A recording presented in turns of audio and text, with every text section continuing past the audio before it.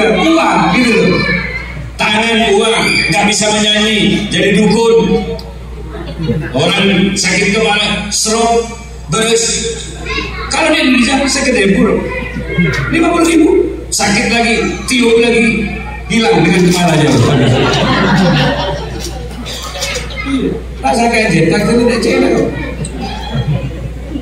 Mulut bisa mendapatkan uang, kaki bisa mendapatkan uang, tangan bisa mendapatkan uang. Maka syukuri apa yang ada, kembalikan kepada Allah.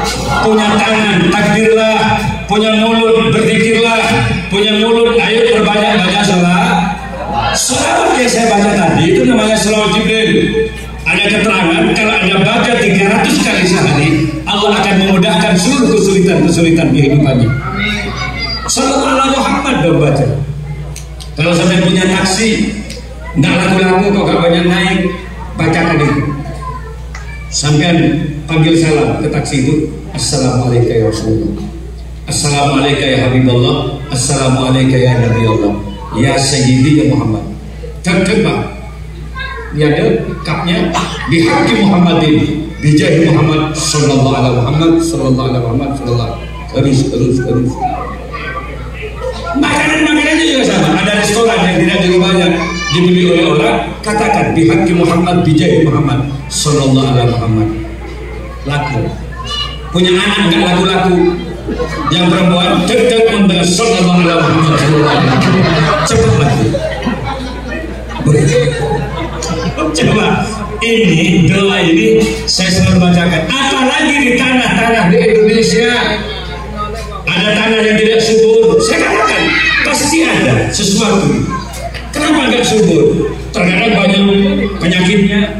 Saya katakan Assalamualaikum ya Rasulullah, Assalamualaikum ya Habibullah, Assalamualaikum ya Nabi Allah, ya Sayyidi ya Muhammad. Salam ini tidak hanya didengar oleh manusia, tapi seluruh rijalul ghaib, makhluk-makhluk gaib dengan salam ini. Jadi kalau ada jinnya, kalau ada penyakitnya, lari dengan salam itu.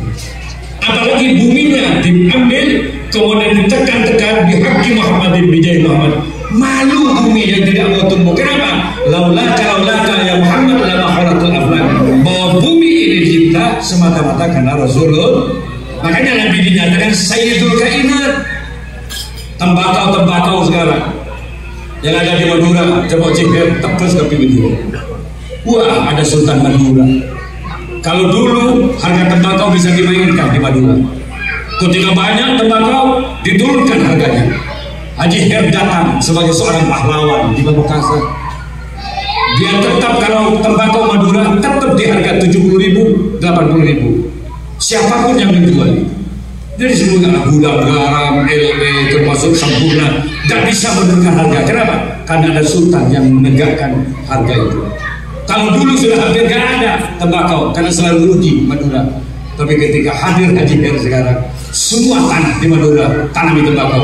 Takut bilang Tegal, kuburan tanam tembakau betul.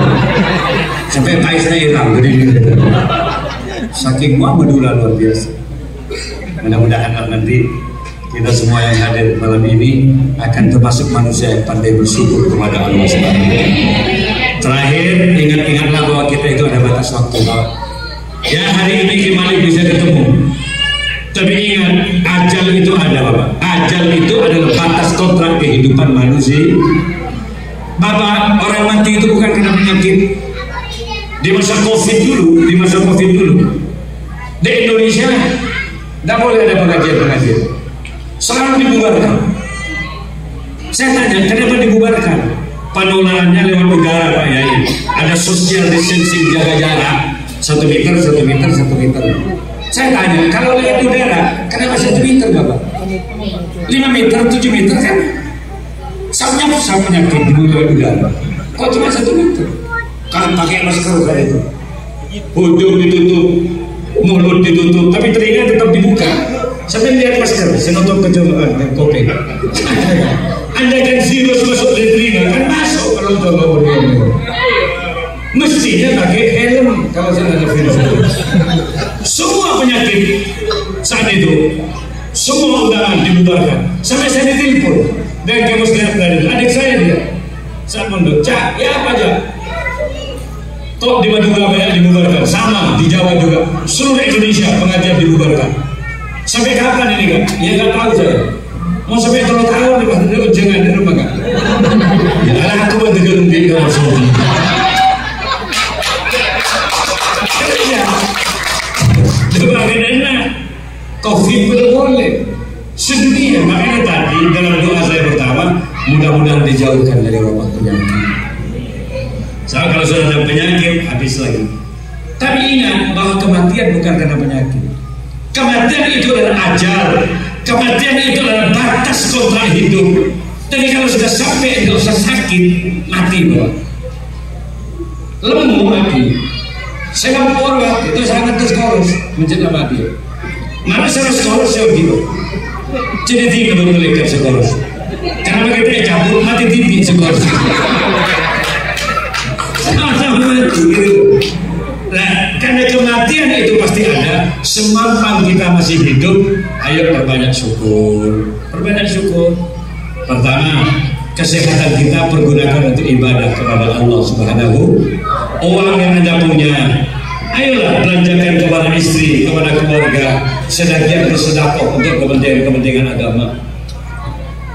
Saya pernah pakai WA ke Bapak Zamroni, benar ya? Tapi sayangnya beliau itu punya ibu sakit. Saat saya di sini, Pak Zamroni pernah sakit ibunya. Pulang, saya datang, Pak Zamroni pulang ke Madura saat itu. Lalu pada saat dia pulang ke sini, saya bilang, Pak Zamroni, kami punya masjid.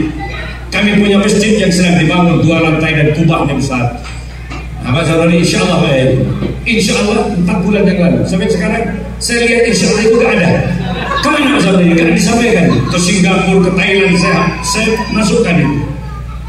Barangkali jenengan itu bisa kemudian berkhidmat, bisa nyumbang pembangunan masjid itu, maka masjid itu bukan milik kami pribadi, tapi adalah milik Allah.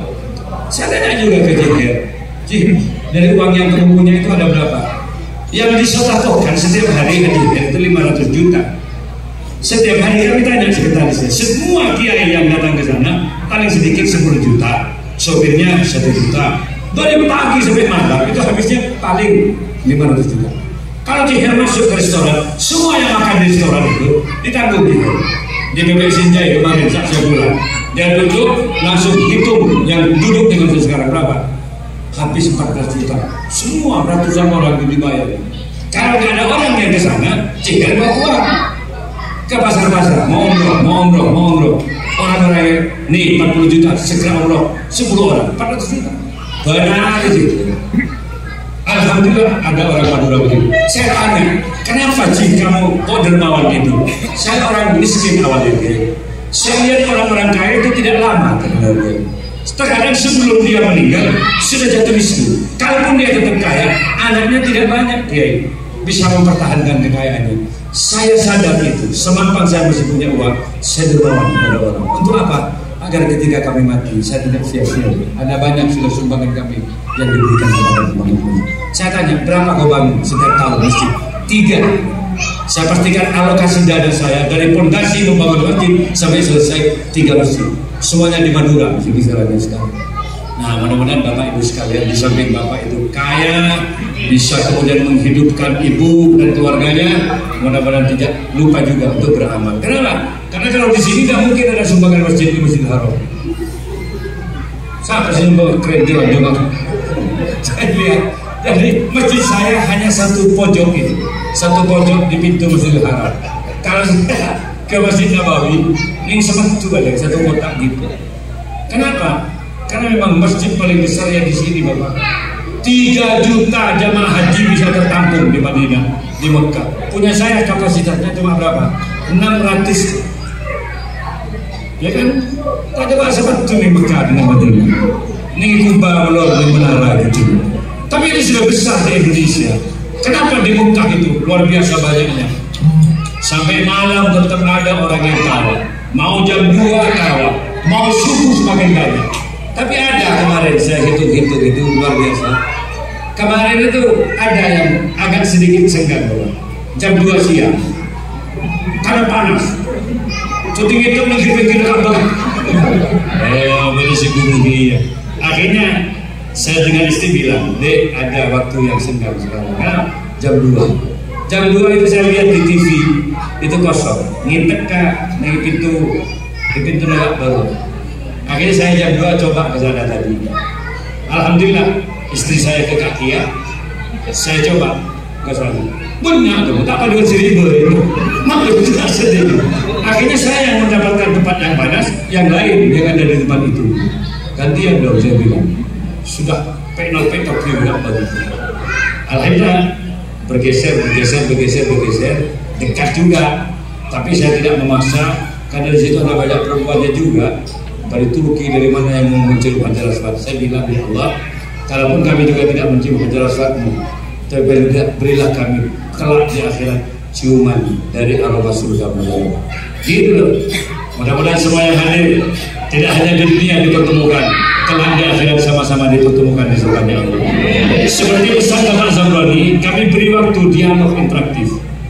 Tanya jawab tentang keagamaan malam ini, 2 perempuan, 2 laki-laki. Tentang Indonesia, tentang Arab Saudi, atau tentang apa saja. Kami punya kiai banyak di sini. Sebisa mungkin kalau kami bisa menjawab, kami jawab. Kalau misalnya kami tidak bisa menjawab, maka kami bawa pertanyaan itu ke Indonesia. Kami datang Oktober untuk saya jawab kembali di bulan Oktober. Monggo, sebelum saya akhiri, barangkali ada pertanyaan-pertanyaan tentang keagamaan.